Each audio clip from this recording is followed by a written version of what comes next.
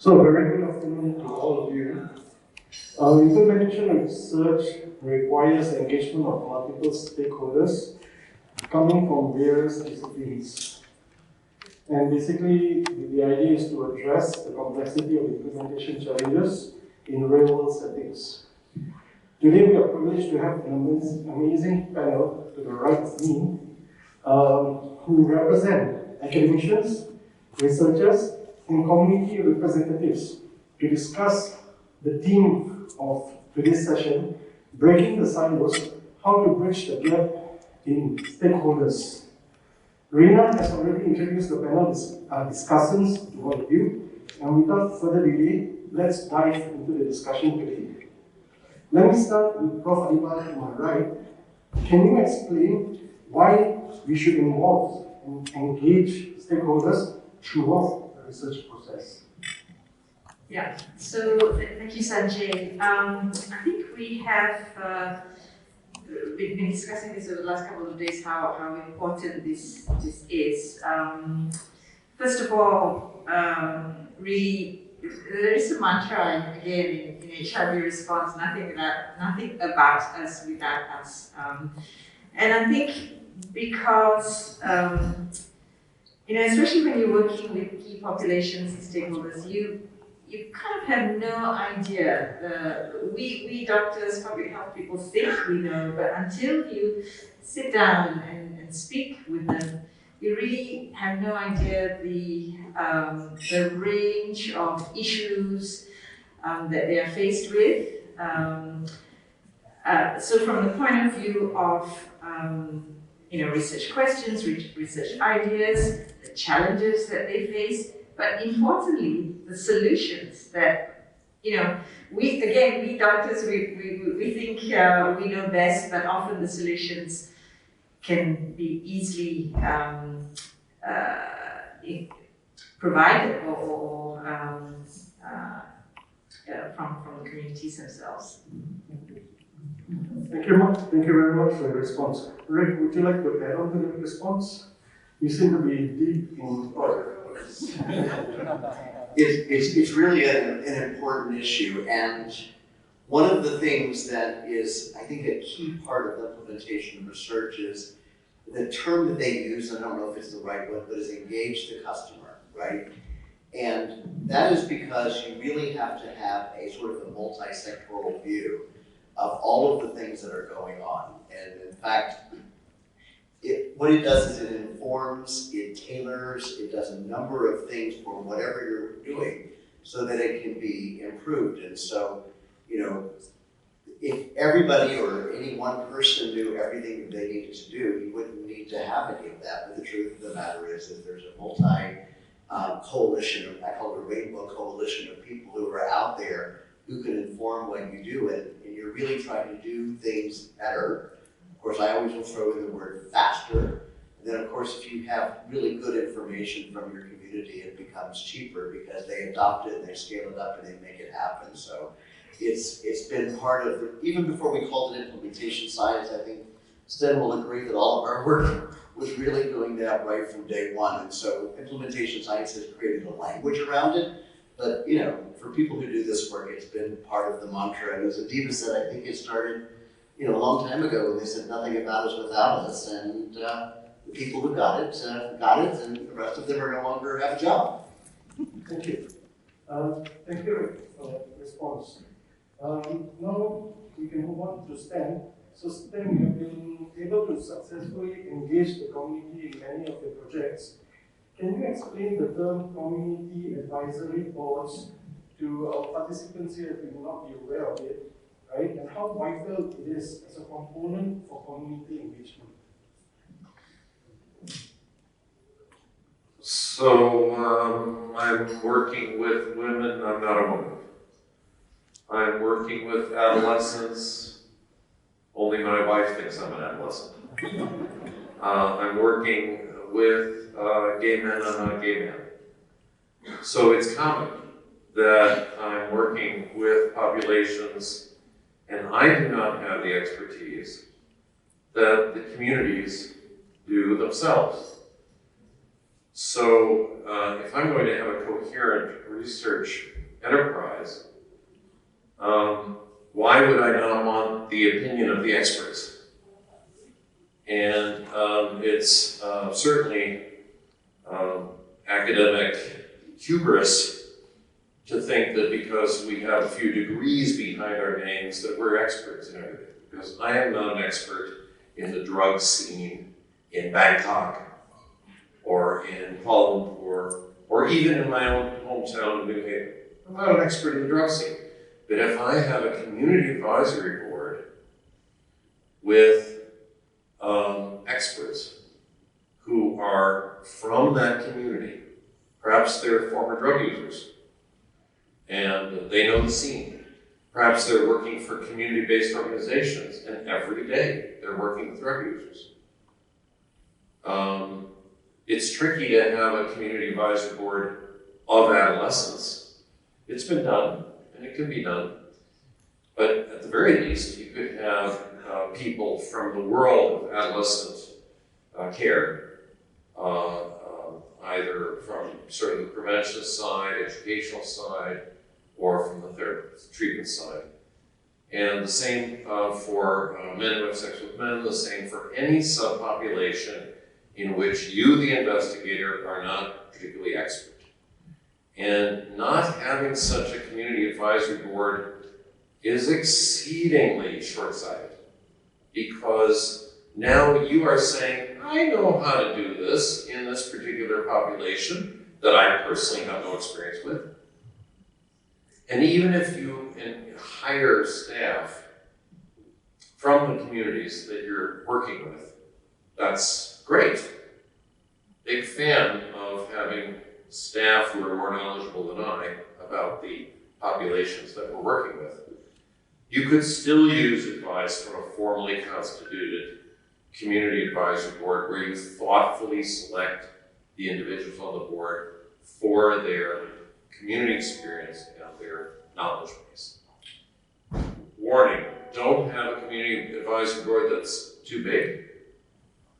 I've seen people try to represent everybody in the community and they have 20 people and they have trouble convening that board. You have to be practical.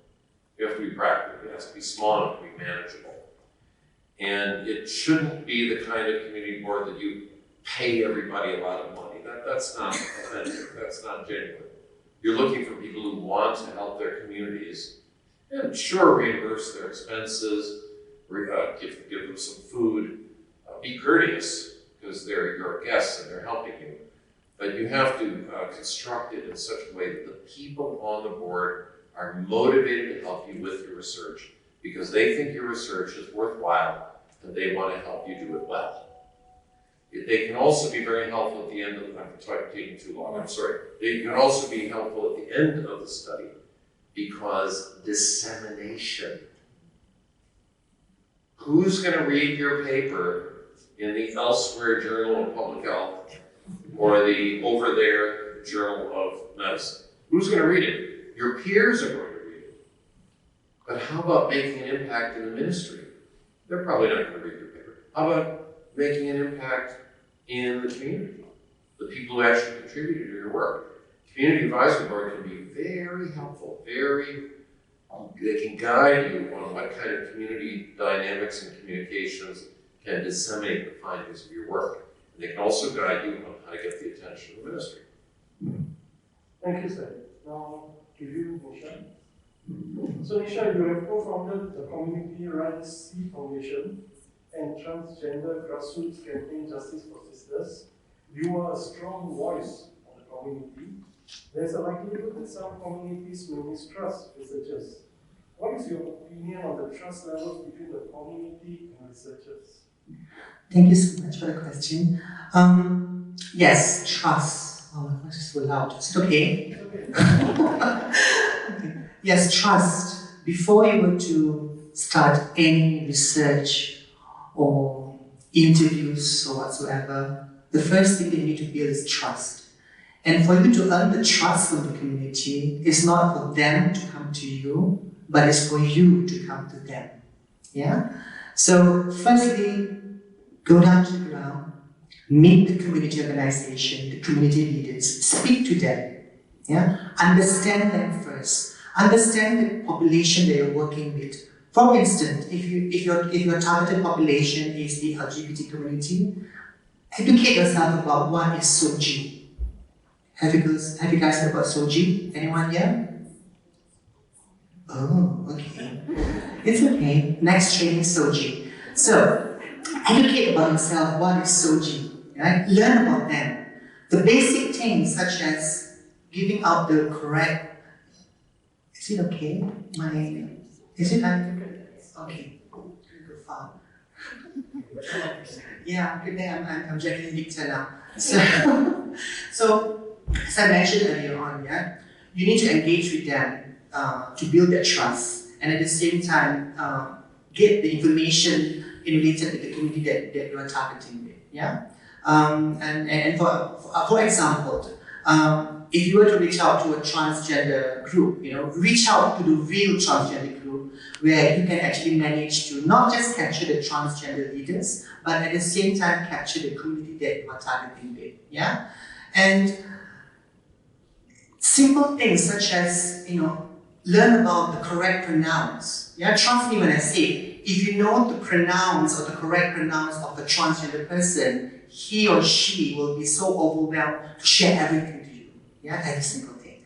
So it's about getting engaged with the community. Yeah, and as Prof. Adeeba mentioned, the community knows better about what our issues are, our concerns and needs. So come and listen to us before you start to actually formalize whatever research or interviews that you're planning to.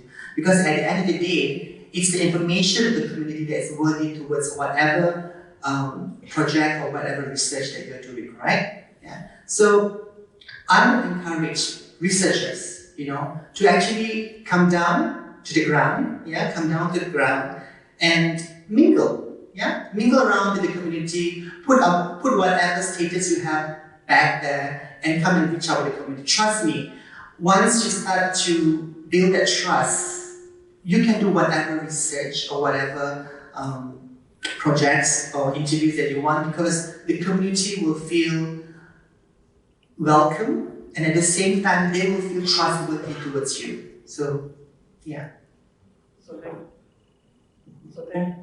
So thank you, Nisha, for that very important reminder that we should engage stakeholders prior to the initiation of research, and also that we should engage the community. Now, on to you, Ezra. So, Ezra, you wear two hats, one as a researcher and one more as a community advocate. So, from your own experience, how have you managed the conflicts of interest when a person assumes the role of a community advocate and a researcher? That's certainly a very hard question to answer. For me myself, I'm not just because I'm a gay man, I'm also visually positive. So by some definition, I'm the insider, right? So, and being an insider, there's always some sort of, what do you call it, some urgency for you to strive for the betterment of the community. So there's always some sort of a back noises in your head, okay, we should do more. But at the end of it, I'm just an individual. So I have to ensure that what I have in mind is for the betterment for the community. And I also have to accept the fact that I'm not representing the community wholly. So that's why I have to accept, because for example, when we did the cancer study with Dr. Harvey and Prof. Ray, so one of the first questions aspiring participant asked me when I approached them on Grindr or social media, asking them whether they're interested to be part of the study. One of the very first questions they asked is specifically, do I use drugs also? Do I practice chemsex? And when I said no, and the answer said, how are you doing chemsex study when you are not using it? So from that perspective, I'm not an insider. So when it comes to managing bias, when it comes to reducing that, so most of the time, it's always good to be truthful, and it's always good to manage my own expectation. And also, it's also good for me to also discuss with our fellow researchers, Prof. Ray and Dr. Harvey, to ensure that what my vision is not impeding the research, and I'm not forging the mold that perhaps I might have in my mind onto the participants. Thank you, Ezra, for the very valuable feedback. Now on to you, Rick. So you have been working in Malaysia for 2 decades. You have a close, long-standing working collaboration with Universiti Malaya, and also you have conducted numerous implementation research projects on HIV/AIDS around the globe. So we have heard from Luke, one of Luke's earlier presentation about the relevance of context in implementation science and how it is reflected in the numerous theories, frameworks, and models. So as a researcher, Rick, how did you respond to the context while doing research in various different settings that differ from your past, that differ from your own? So I think that some of the things that everybody spoke about in terms of representing communities, as Ezra said, the heterogeneity of all of that, I think applies to context as well. You sort of need to make sure that you are working with people who know that context. They are the expert. They are the ones who are going to provide that guidance. So if you're doing work with trans women, you need to work with experts in that area. If you're doing work in prisons or people with HIV, it's the same that's true with context. And I would say that one of the things that has been both a luxury, but I also think it's essential to the success, is working with colleagues who really care about the context. They will keep you honest. They will actually make things work more efficiently.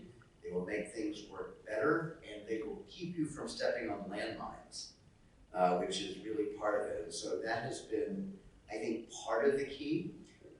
We certainly know that that context does matter, and things that we think that work in one area may not work in the same way. So this tailoring oftentimes has to happen. And that's where your experts, which is your local team.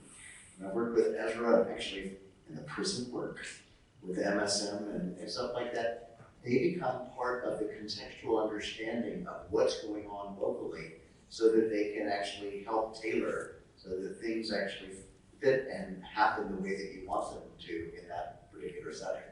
So I think that that's the successful model, but understanding, the folks that you're really trying to collaborate with, whether it is a key population or a context, I can speak loudly, it's okay. That's really sort of the central feature for having anything that's going to be successful. And it's a formula that works. Thank you. I guess the microphone's trying to say that we're trying not to run out of steam. No idea what the microphone is doing. There we go.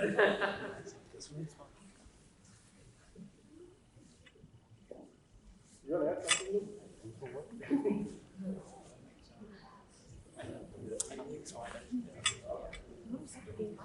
I think it's the whole audio. Yeah, well, it's Richard.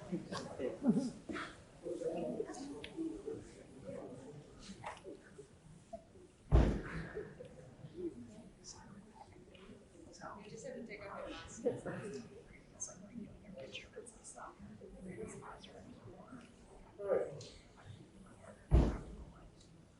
So, thanks, Rick, for that explanation on context. Now there's been one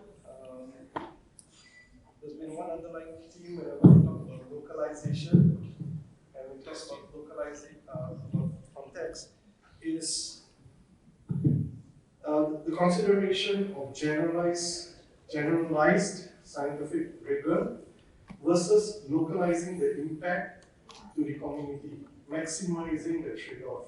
So what are your thoughts on that?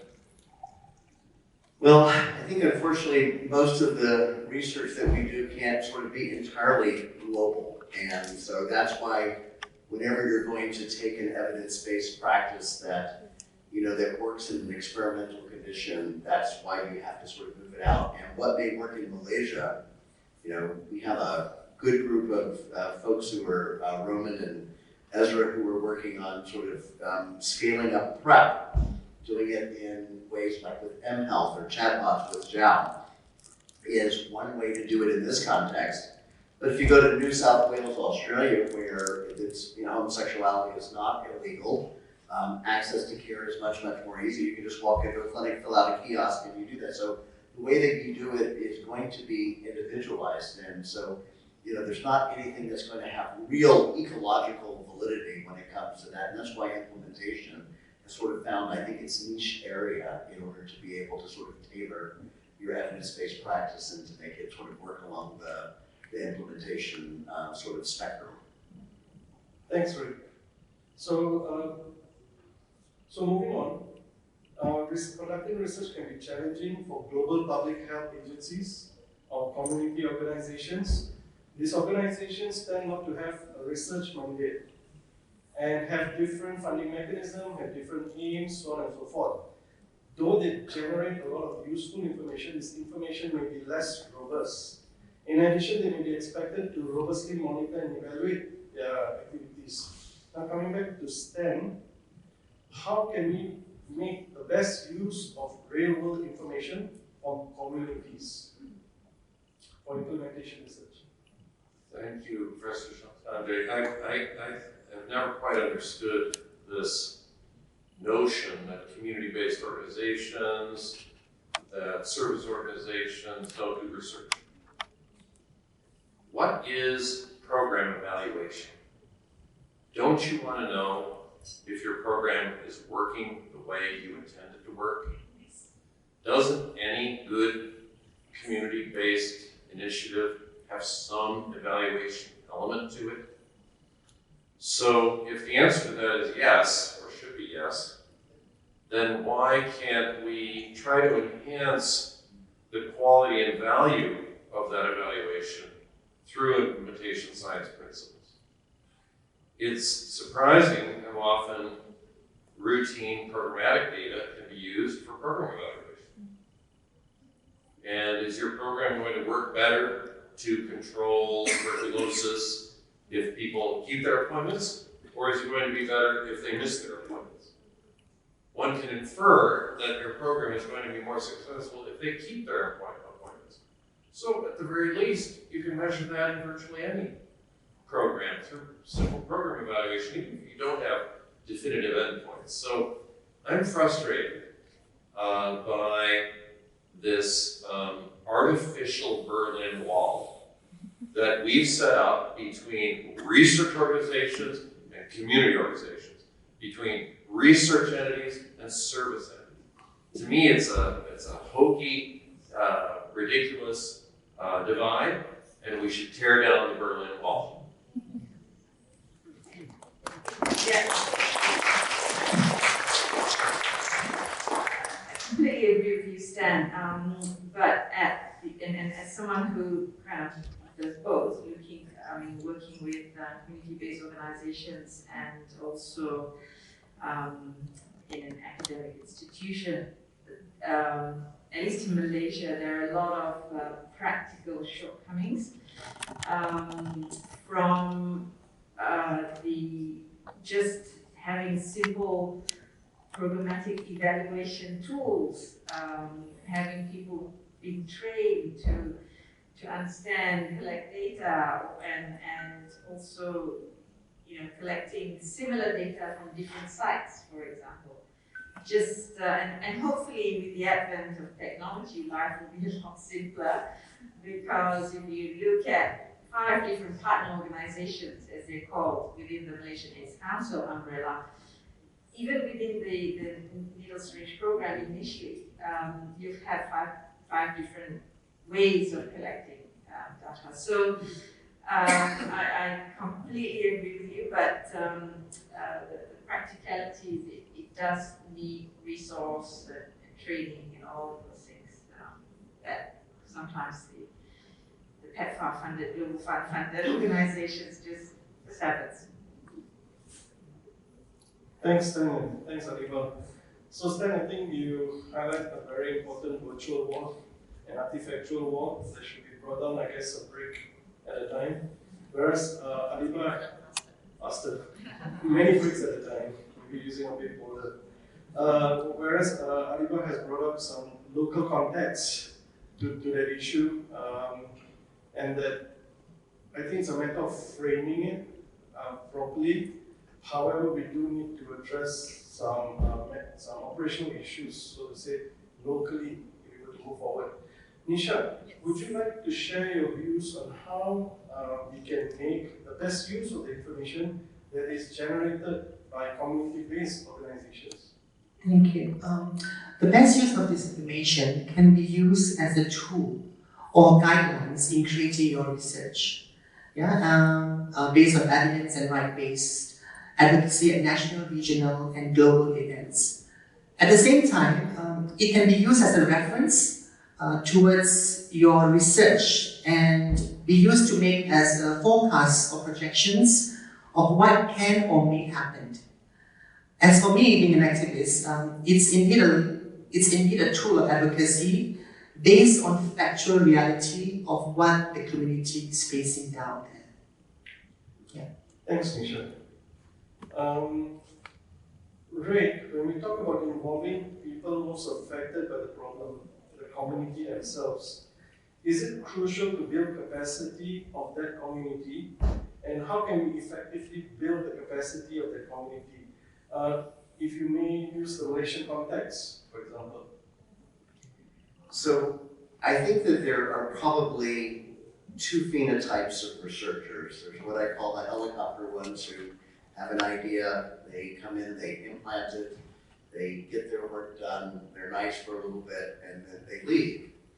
And that's not a phenotype that I would certainly ever support when it comes to sort of building up resources and abilities within a given context. And then the other one is the sort of the longer view, and I put myself in that context. I mean, I've been working here, as you pointed out, nearly 2 decades, 17 years.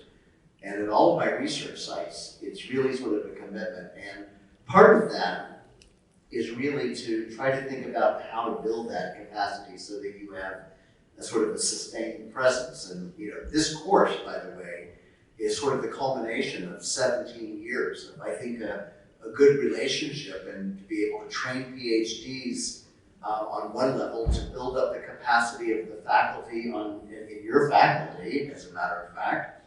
And then this particular workshop to take the real world implementers, whether it's from community-based organizations or other institutions or the government, in order to do that. Now, it doesn't happen easily, and it doesn't happen until you build some infrastructure. But I would also say that for the getting in there for your given project, your hope is that you leave the place in a better way than you got there. If you come in and you provide everything and you don't teach people skills, I mean, one of the things that I sort of love about the work is, like, someone might come in and start on a project as a research assistant, and now they're directing projects. Ezra is our perfect example here of someone who does that. You watch them grow and they develop. Sometimes they may leave here and they may work for WHO. That's also sort of a good thing. So those are building up sort of local infrastructure.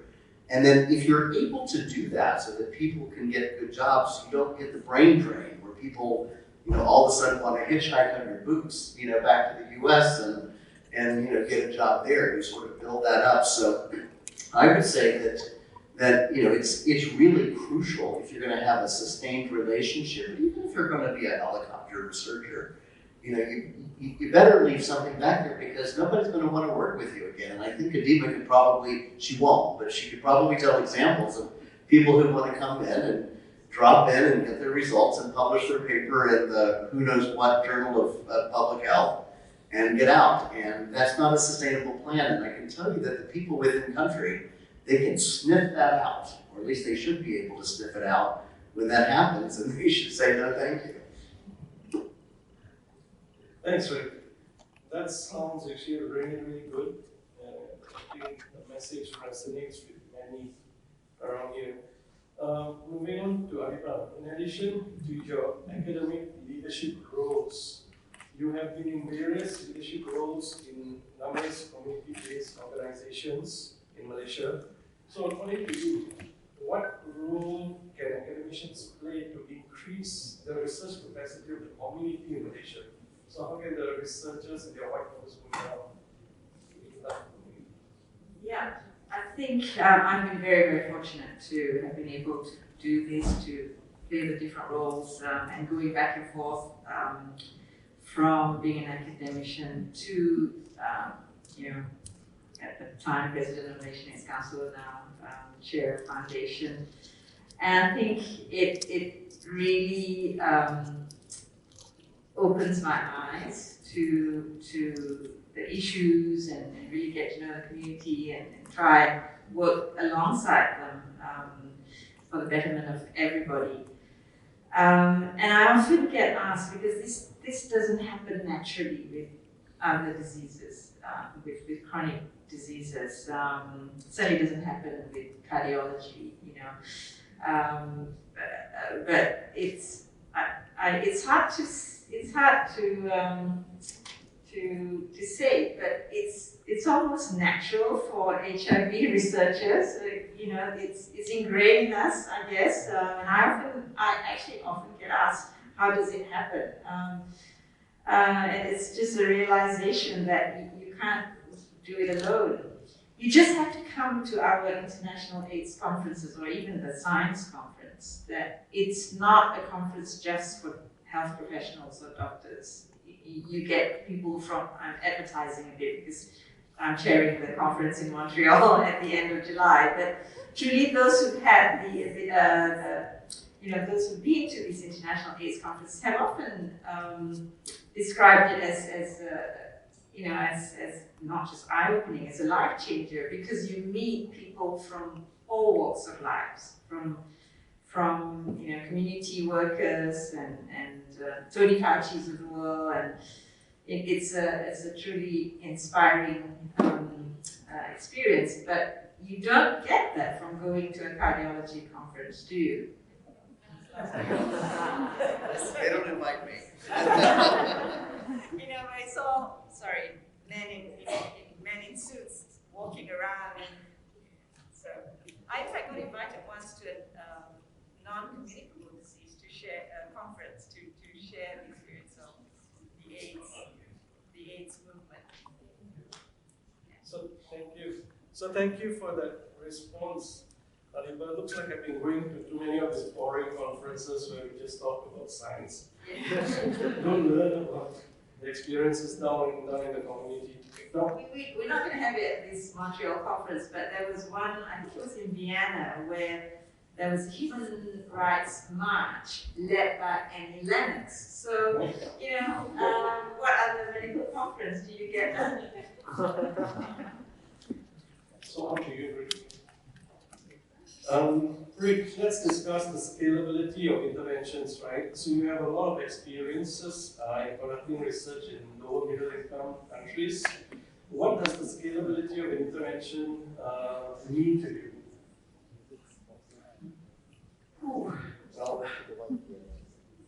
we might vary a little bit in our definition, so I'm going to be careful. I've got Luke sitting right here next to me. But the scalability means that I'm like a broken record. You can do it better, you do it faster, you do it cheaper, because the scalability is related to the adoption. In other words, whatever you have that's good enough to be working in the community, do people get better and better at doing it? And that is scalability for me, is that it becomes so ingrained, it becomes part of the system, and the customer, whether it's the patient, the customer who might be the clinician, or the healthcare system, gets benefits from that. So that scalability to me, it becomes sort of routinized, and it's part of it. It's not like you're having to spend the effort to sort of like, kind of nudge people to do something.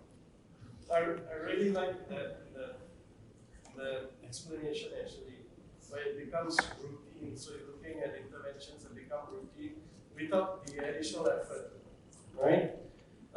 So Malaysia is an incredibly diverse country containing many different ethnicities, languages, and religions.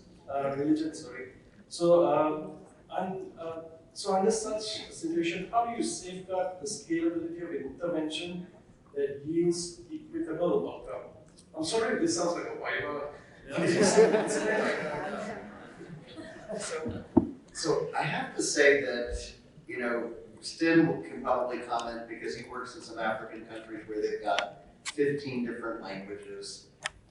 Malaysia, at least as a middle-income country, has got such incredible, you know, sort of diversity in terms of the cultures and the religions. So this is actually, I would say, one of the more challenging places to do some of the work because the research often involves, you know, having your person translate the Tamil, you know, translate to Mandarin and stuff like that. So for part of that, but I would also say that if the intervention, the evidence-based practice like PrEP, is a good thing and it's affordable and it's accessible and there is buy-in by the customer, then it no longer becomes that sort of problem or not as much of a problem.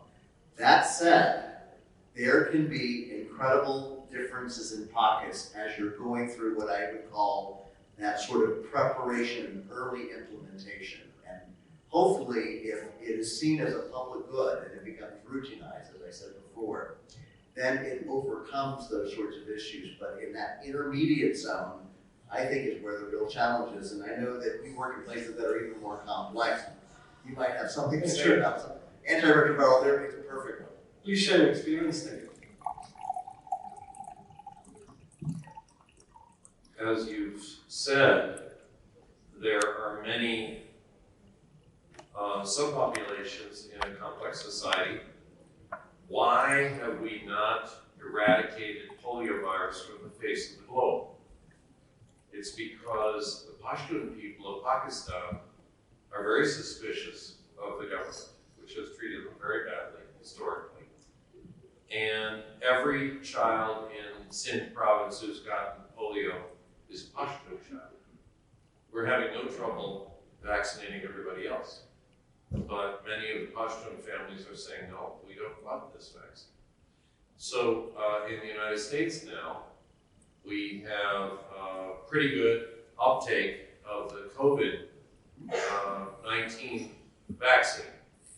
But if you are a Republican who believes that Donald Trump won the last election and that President Biden is a fake president, then upwards of 70 to 80% of those people don't want to get vaccinated.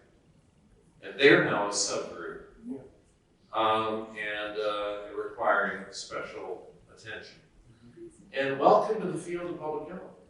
This is what we've confronted over the ages, that if you want to reach a population with an intervention, you will spend half of your resources and you will cover 80%. Then you'll spend the other half of your resources and you'll cover 12% more. But to cover the final 8%, now you need triple the resources of the entire previous program for that population that's disenfranchised, out of the mainstream. Maybe they're rural, maybe they're suspicious, whatever it is. And this is a story that is repeated in the history of public health over and over and over. It's also applicable to clinical medicine in terms of who might get screened, who might adhere to medication, and who is disenfranchised from the mainstream of clinical medicine. So whether it's sort of a public health paradigm or a medical paradigm, you have this as a problem both. So what we're trying to do is go into the program's design with our eyes wide open.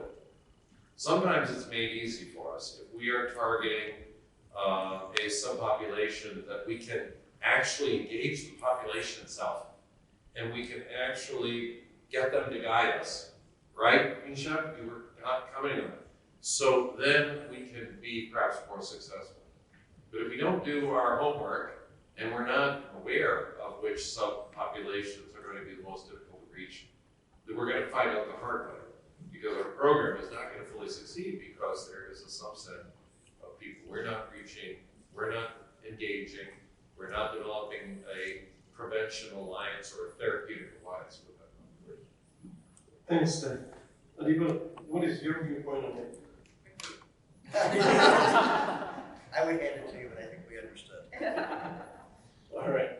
So, actually remaining with Sten, right?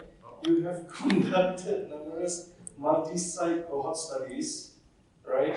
Can the cost be a barrier when it comes to the sustainability of any of the implementations, especially in these lower middle income countries?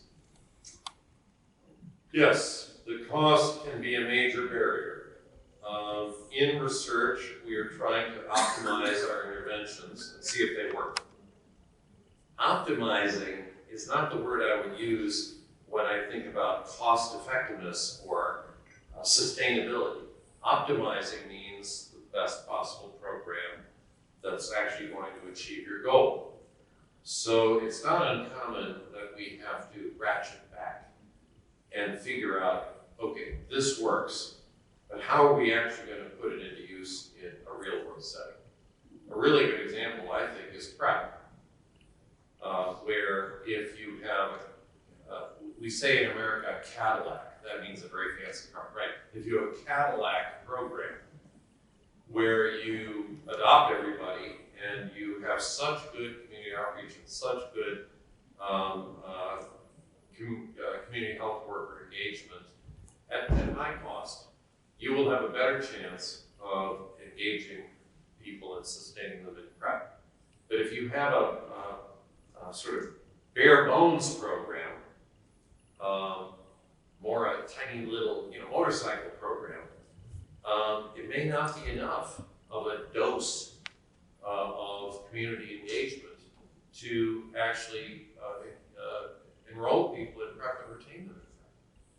So then we have to get creative and we have to start thinking, okay, it worked in this clinical trial where we threw millions of dollars into the trial to ensure that people came back for their appointments and took their medicines. How are we going to translate that into a real world setting? That is grist for the mill of implementation science. That's the kind of thing that we can take something that we know works in an optimized setting, but we also know that we can't afford it that way. We have to develop a model that's more affordable and therefore sustainable. And how do we do that? Implementation science. Can I just pick up one point? So is it right for me to say that the effect size of that intervention has to be large enough to withstand attenuation due to losses of efficiency through the processes? Yes, that is exactly right. If your intervention is not sufficiently robust, and you have to have massive inputs to achieve a somewhat favorable result, then you can expect attenuation when your inputs are far more modest. Unless you manage some kind of community engagement and some kind of tipping point of community attitude, that has happened. But more typically, you're going to have a very robust intervention. Let's be honest, PrEP has not swept the world. We have some successes in the UK, we have some successes in high access cities in the US, but it hasn't transformed the pandemic in Asia, Africa, Latin America yet. And it's robust only when adherence is high. So that is our challenge. That's our implementation science challenge. And not with an unrealistically expensive infrastructure that adopts everybody, but something that is within a public health paradigm that's going to be realistic to continue. That's where some of the health work is coming in, that you and your colleagues are doing, here in Malaysia.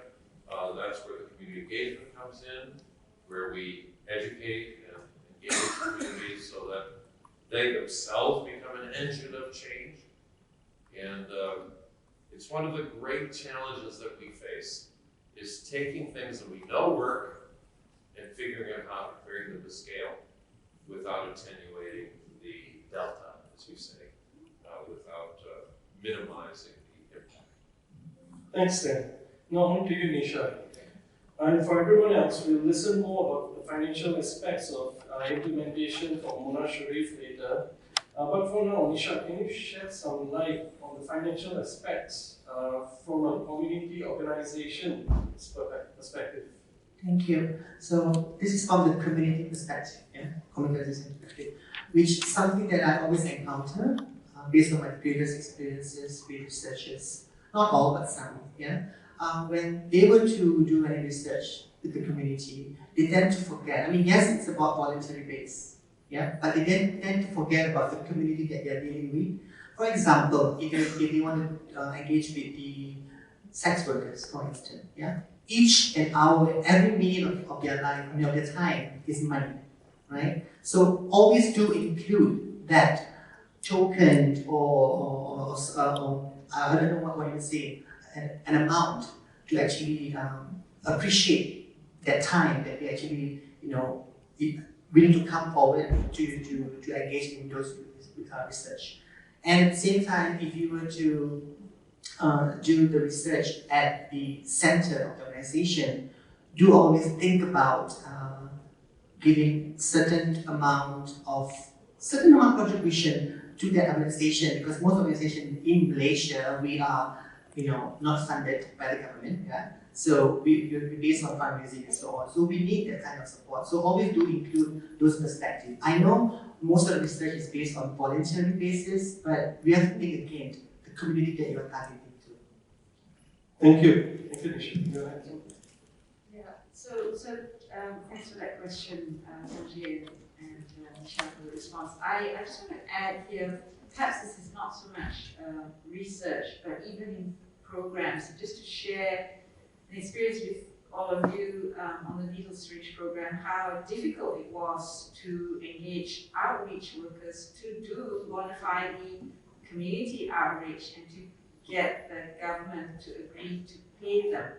So in Malaysia, this was 2005, and hopefully things have changed a lot, but the bureaucracy is such that, if you're going to use Malaysian government money to hire at a certain amount, then they have to have at least a diploma or a degree.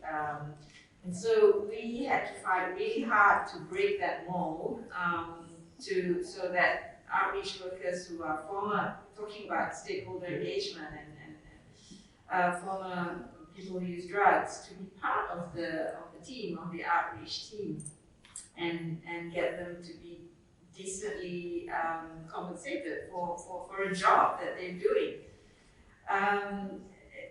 And I think moving forward, the Malaysian government, as you know, is talking about another white paper for another health transformation exercise. One of the things that I've talked about is for part of this health system change is to really recognize community-based organizations as an essential part of our health system.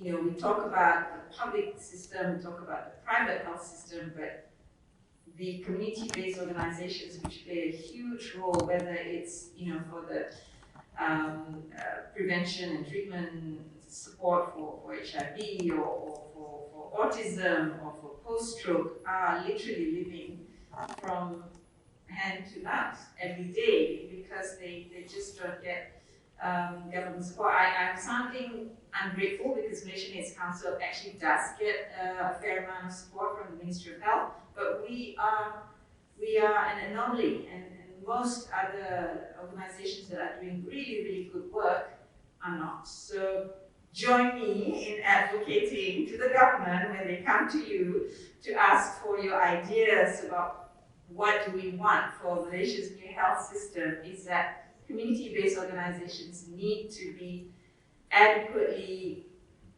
compensated, but at the same time, community-based organizations also need to get their acts together and be have proper accreditation training, etc., and kind of reporting, transparency, and all of that goes with moving forward.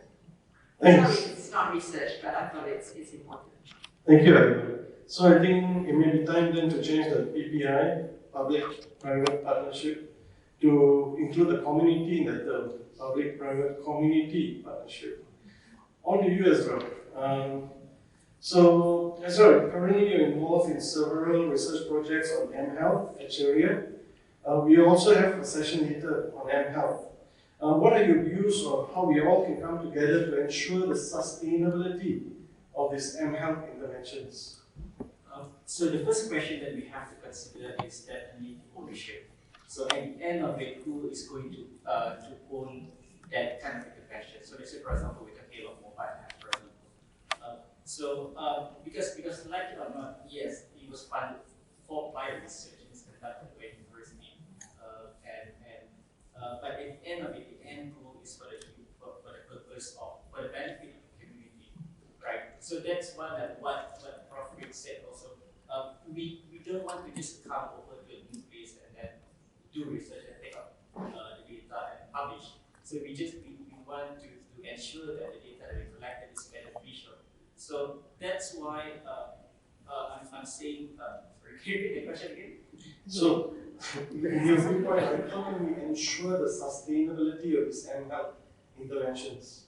So yeah, same ownership. So we have to make sure that the community is involved throughout the whole process of the research, from the development, like what Prof Sten mentioned about the community advisory board member, because like it or not all researchers knows everything, and perhaps some research are quite lucky to have community members part of the group, but some might not. And at the end of it, when if let's say for example the intervention is targeted to be adapted by the government, so they might not be able to adapt it to the full extent to it. So that's why we have to make sure that the ownership is at the end of it for the benefit of the community, and it would be best if also the ownership belongs to the community. So they are heavily invested in the whole process, and they are heavily invested in the benefit that will be gained from that intervention. Thank you, Ezra, on highlighting the importance of ownership. Now on to you, Nisha. So what are your views on how community or the community-based organizations can contribute to mHealth projects? Of course, definitely this is about the project itself, yeah, because I feel that the community organization should use this informative platform to reach out to the community via social media. Yeah? And as you're aware nowadays, social media is the in thing, and it's targeted mostly on the younger generations. Sorry. No, sorry, everyone. And at the same time, to build a network among the community themselves, specifically for the targeted younger generation, being the contact point to start the conversation on the purpose of the project itself, such as sharing in their secret groups. Yeah, we the community, we have a secret transgender group, for example, in Facebook. We have nearly 5,000 people in the group, not just in Kuala Lumpur, but throughout Malaysia. So, in such platform to share this kind of information, that's something that we should do. Okay. Thank you, Nisha. So in general, I learn something every day, and today I've learned a lot, and I'm also more aware of how ignorant I get, because with more knowledge, the more ignorant one gets. So let's get back to the session and try to wrap up the whole session. So in partnership with Yale, is committed to training a cadre of implementation science researchers and practitioners in Malaysia to more adequately scale up prevention and treatment services. So on to you, Rick or Adeeba, either one, or both of you. What are the plans to expand this training program beyond HIV, and the plans to include other stakeholders as well as you move forward in the coming years? Health is right, another So each thing builds on the other, so you have to really create a solid foundation. So you start little by little and you put the bricks in here. And I know that our early stuff was around some of the stuff around buprenorphine. In the early days, we had no funding. We just kind of took a little money from here and there, and you work on it. Then you get another foothold, another brick gets put in the foundation, and it's prisons. And then there's a whole cadre of sort of these young junior people who were so smart, who were working in the MSM and the trans women sort of field. And so you build that up, and then because all of this stuff needs some implementation, this came along. And so what will happen is these sort of next avenues sort of grow organically. They also grow whenever RFAs come from for grants. So there is a part of that about taking advantage of that. But a lot of these ideas are sort of organically and homegrown, and even though you have a vision for sort of building your pyramid, if you will, it happens based upon what the needs are and what are the growing sort of things. And one of the things that I heard here that was really fascinating is we talk about HIV implementation. That's what we're funded to do. But gosh, we had people who came up who were interested in cervical pap screening and oral health, sorts of issues, and on, implementing, hospital-based infection prevention. I mean, mental health screening. We heard a lot about that, and that's how it will grow. There will become interest.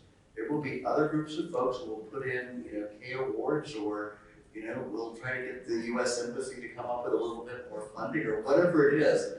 I think Adeeba and I have probably a small boundary where we won't take money, but for most things, we'll be happy to sort of build that. But it grows organically. You can't really project where it's going to go. It's where the interest is and where the need is, and that should be your driver.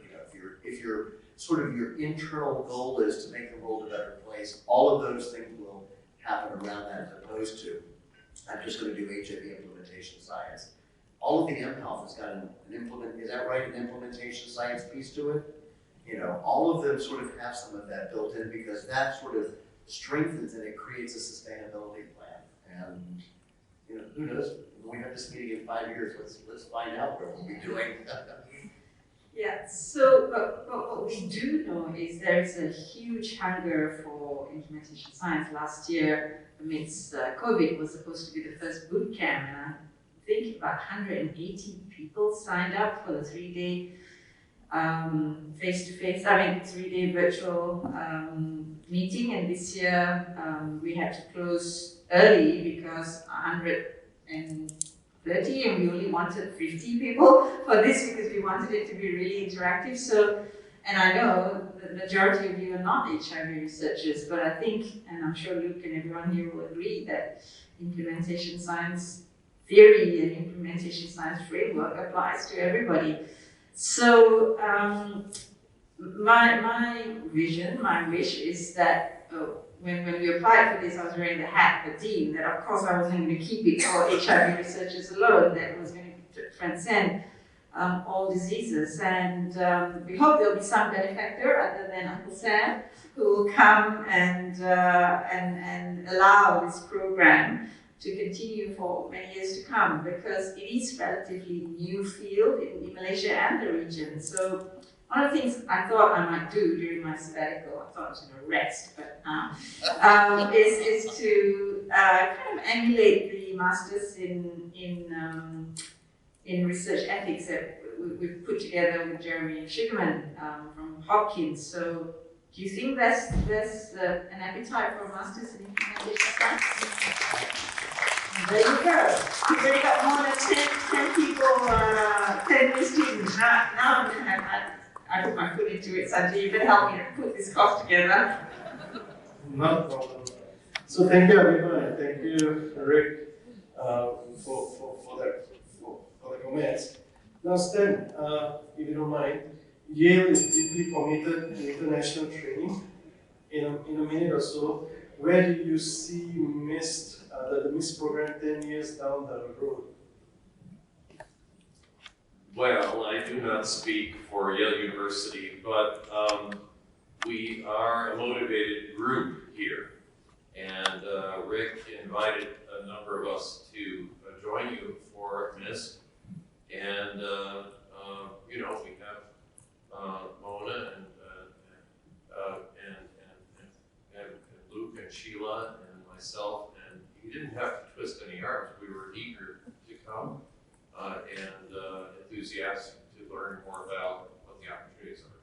So I would say that as we build these partnerships and find the synergies between what interests you, what you think is important for your country, and perhaps mapping that to our skill set and our interests, we can look for new opportunities to engage and continue this partnership for many years to come. Thank you, Sten.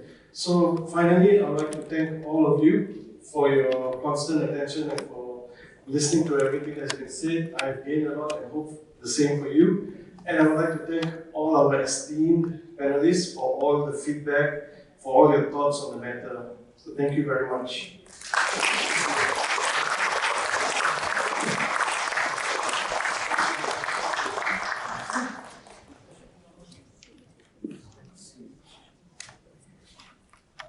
Thanks, Sanjay, and thanks to all the discussants. We'll now break to track A and track B. So this room will be used for track A, research in progress, and track B on ad hoc strategies and implementation science will be